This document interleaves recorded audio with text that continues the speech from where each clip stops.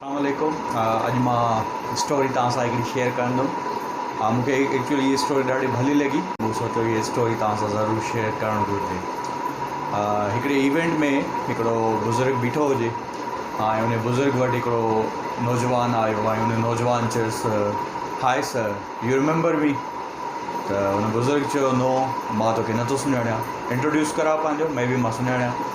ख़ैर उन इंट्रोडक्शन करायो ऐं चई, सर तूं मुंहिंजो शागिर्दु हुएं ऐं 3 क्लास में मूं तोखे पढ़ायो। चई, यस सर, मां उहो ई आहियां। चई, यंग मैन छा पियो करे अॼुकल्ह? चई, आउं टीचर थी वियो आहियां। चई, टीचर? वाओ, कहिड़ी ॻाल्हि तोखे इंस्पायर कयो त तूं टीचर थी? चई, मूंखे तव्हां इंस्पायर कयो त मां टीचर थियुमि। चई, अच्छा, मां कीअं इंस्पायर कयो? चई, तव्हांजो जेको इम्पैक्ट आहे उहो ॾाढो ज़बरदस्तु रहियो मुंहिंजी ज़िंदगी जे मथां ऐं मां उन इम्पैक्ट जे करे टीचर थियुमि। मां सोचियो त मां बि ईंदड़ नस्ल खे मां जेको आहे सुठी नॉलेज ऐं सुठे तरीक़े सां मां इंस्पायर कयां, उन्हनि ते पॉज़िटिव इम्पैक्ट विझां। त टीचर हुन खां पुछो त कहिड़ो इम्पैक्ट मूं तो ते करे? त चईंसि त जेको आहे तव्हांखे मां हिकिड़ी स्टोरी ॿुधायां थो ऐं तव्हांखे आई होप के यादि हूंदी क्लास 3 में जॾहिं असां हुआसीं। इहा फेमस स्टोरी आहे। त जी यादि आहे तव्हांखे, हिकिड़ो दफ़ो फलाणे स्टूडेंट जी वॉच चोरी थी वई हुई ऐं उहा वॉच ॾाढी सुठी ऐं क़ीमती वॉच हुई। उन स्टूडेंट तव्हांखे कंप्लेंट कई त मुंहिंजी वॉच चोरी थी वई आहे ऐं तव्हां अनाउंसमेंट कई क्लास में त जेको आहे जंहिं वटि बि वॉच आहे उहा वॉच वापसि कयो। बट केर बि कोन उथियो ऐं तव्हां डोर लॉक कयो क्लासरूम जो ऐं तव्हां चयो त चोर हिते ई हूंदो ऐं हुनखे ॻोल्हे था वठूं।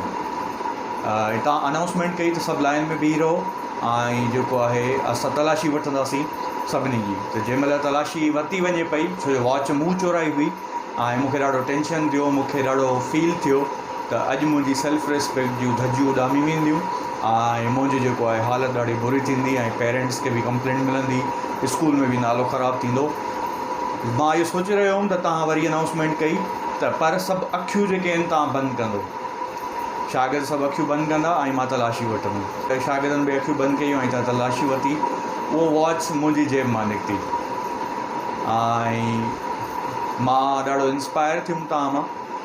तव्हां मूंखे कुझु बि न चयो, इवन तव्हां कंहिंखे बि न ॿुधायो त इहा वॉच मूं चोरी कई ऐं इहा ॻाल्हि मूंखे ॾाढी वणी हुई, जंहिंजे करे मां जेको आहे मुंहिंजी तव्हां इज़त रखी, मुंहिंजी सेल्फ रिस्पेक्ट जो ख़्यालु कयो ऐं मां उन मां इंस्पायर थियुमि ऐं मां ते इन ॻाल्हि इम्पैक्ट विधो त हिकिड़ो टीचर कंहिं ईअं ई ज़िंदगी कंहिंजी चेंज करे सघे थो।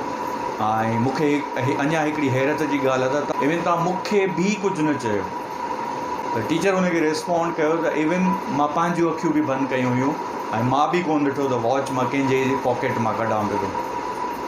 हीअ स्टोरी जेका आहे मूंखे ॾाढी सुठी लॻी। मूं सोचियो तव्हां सां शेयर करणु घुरिजे ऐं मुंहिंजी अलाह खां दुआ आहे त अहिड़ा टीचर्स, अहिड़ा लीडर्स, अहिड़ा पेरेंट्स असां वटि पैदा थियनि जेके ॿारनि खे ईअं पॉज़िटिव इम्पैक्ट विझनि, नौजवाननि खे पॉज़िटिव इम्पैक्ट विझी करे उन्हनि जी ज़िंदगी चेंज करे सघिजे थी। बुराई खे सुठाईअ सां ई ख़तमु करे सघिजे थो, बुराई खे बुराई सां ख़तमु नथो करे सघिजे। Thank U.